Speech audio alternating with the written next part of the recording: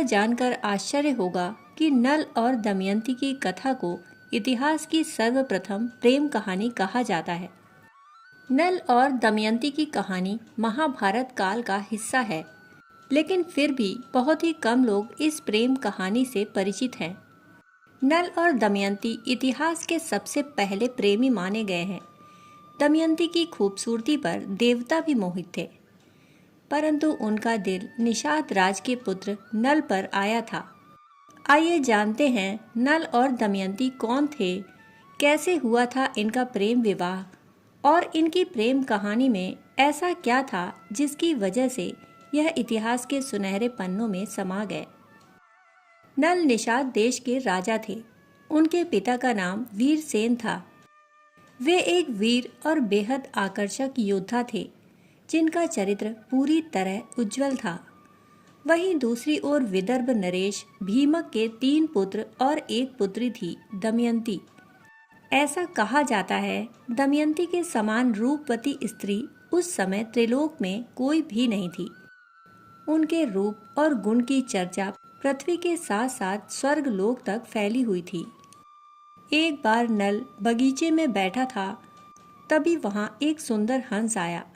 नल ने उसे पकड़ लिया और हमेशा के लिए उसे अपने पास रखने का विचार करने लगा। तब उस हंस ने कहा कि कृपया आप मुझे छोड़ दीजिए। आपकी कृपा के बदले मैं राजकुमारी दमयंती के पास जाकर आपकी ऐसी प्रशंसा करूंगा कि वो आपको ही अपना वर चुनेगी। नल ने भी दमयंती के बारे में सुना था, इसलिए उसने उस हंस को छोड़ दिया।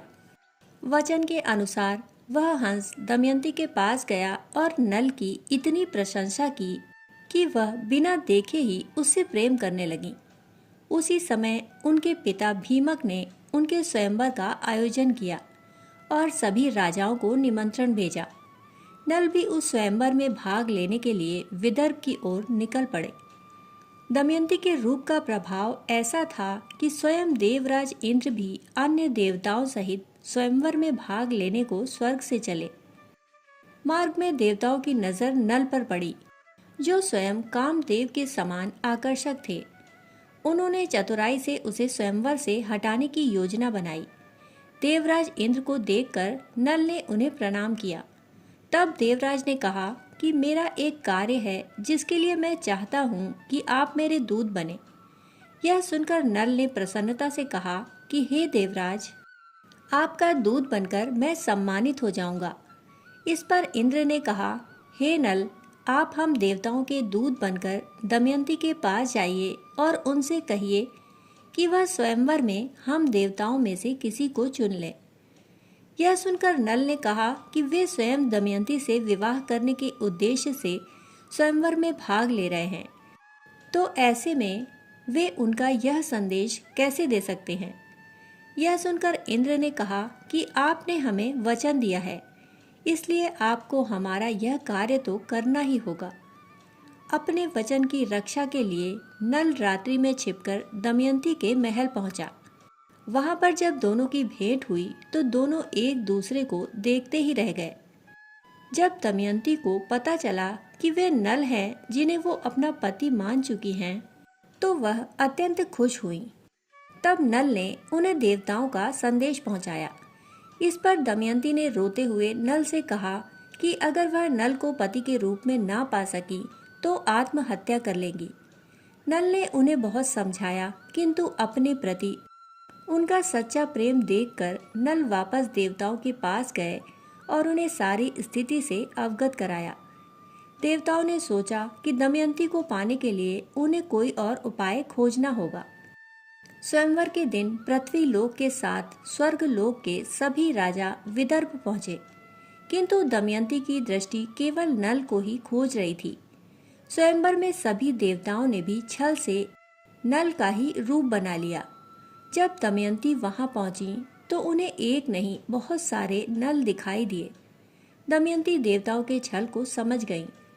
तब उन्होंने देवताओं से ही प्रार्थना की कि मैंने नल को अपना पति मान लिया है, अतः मुझे स्वयं उन्हें पहचानने की दृष्टि प्रदान करें। नल के प्रति उनकी निष्ठा देखकर इंद्र सहित सभी देवताओं ने उन्हें वह दृष्टि दे दी कि वो देवताओं के बीच छिपे वास्तविक नल को पहचान सके। दमयंती ने देखा कि नल के वेश में छिपे देवताओं के शरीर पर धूल या पसीना नहीं है। यह लक्षण देखकर दमयंती ने असली नल को पहचान लिया और उसके गले में वरमाला डाल दी। कुछ ऐसे ही हुआ था इतिहास का सबसे प्रथम प्रेम विवाह, और नल और दमयंती सुखपूर्वक अपना वैवाहिक जीवन बिताने लगते हैं। इसके बाद नल और दमयंती को कई कठिनाइयों का सामना करना पड़ता है। नल जुए में सब कुछ हार जाते हैं और उन्हें अपनी पत्नी दमयंती को छोड़कर जाना पड़ता है। दमयंती नल को ढूंढने के लिए निकलती हैं और अंततः उन्हें पा लेती हैं। नल और दमयंती फिर से एक साथ जीवन व्यतीत करते हैं। यह कहानी प्रेम, निष्ठा और दृढ़ संकल्प का एक प्रतीक है। इसे भारतीय साहित्य और कला में एक महत्वपूर्ण स्थान प्राप्त है। कहानी सुनने के लिए आप सभी का बहुत बहुत आभार। फिर मिलते हैं ऐसी ही पौराणिक कहानी के साथ। तब तक के लिए धन्यवाद।